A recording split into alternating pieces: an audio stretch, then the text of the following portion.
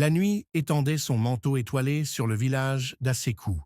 Sous le grand fromager sacré, Naya et Adama se retrouvaient en secret, comme ils le faisaient chaque nuit depuis des lunes.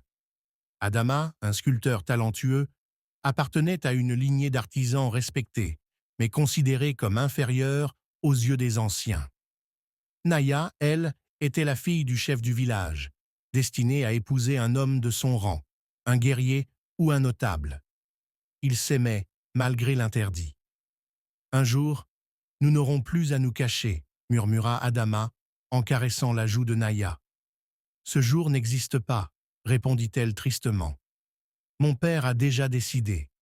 Il veut que j'épouse Kwadjo. Adama serra les poings. Kwadjo était un homme puissant, fils d'un chef d'un village voisin, connu pour son arrogance et sa soif de pouvoir. Alors fuyons, osa Adama, partons loin d'ici, où personne ne pourra nous séparer. Naya hésita. Elle aimait Adama, mais pouvait-elle abandonner sa famille, son peuple, pour un amour interdit?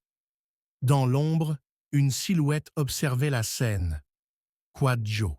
Le lendemain, le soleil baignait à ses coups d'une lumière dorée, mais une tension pesait sur le village. Kwadjo se présenta devant le chef, son visage fermé. « Père, je crains que Naya ne soit souillée par un imposteur. » Le chef fronça les sourcils. « Que veux-tu dire ?»« Adama, il la rencontre en secret. Et ce n'est pas tout. » Kwadjo marqua une pause, puis ajouta d'une voix sombre, « Il a volé l'un de tes objets sacrés. » Le visage du chef se durcit. Il ne pouvait tolérer un tel affront. « Faites venir Adama, » ordonna-t-il. Peu après, des guerriers envahirent la case du sculpteur. Adama, surpris, n'eut pas le temps de réagir. On le jeta dehors, enchaîné. Naya accourut, affolée. « Non, il n'a rien fait !» cria-t-elle en s'interposant. Le chef, impassible, ignora ses supplications. « Adama, fils d'un artisan, tu es banni d'Assekou. Que ton ombre ne souille plus notre terre. » Les guerriers le traînèrent hors du village, sous les regards horrifiés des habitants. Naya s'effondra, ses larmes coulant sur la poussière rouge du sol.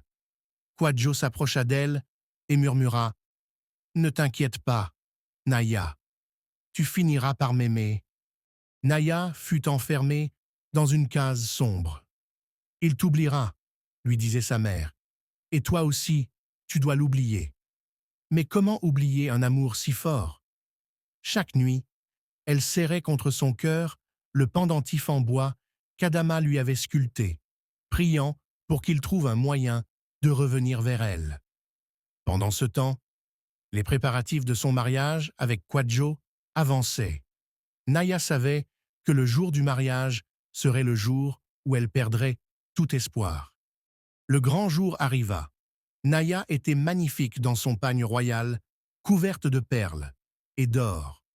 Les tambours résonnaient, les chants montaient vers le ciel, mais son cœur battait au rythme d'un autre appel, celui d'Adama. Alors que le prêtre allait prononcer les paroles sacrées, elle prit une décision. Elle arracha son voile et se mit à courir. Des cris éclatèrent. Kwadjo hurla son nom. Les guerriers se lancèrent à sa poursuite. La forêt l'attendait. Elle courait, portée par l'amour et la peur. Soudain, une silhouette surgit devant elle.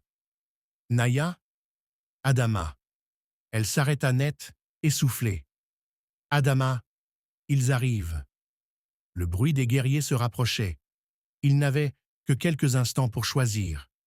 Fuir ou affronter leur destin. Que vont-ils faire? La fuite ou la confrontation?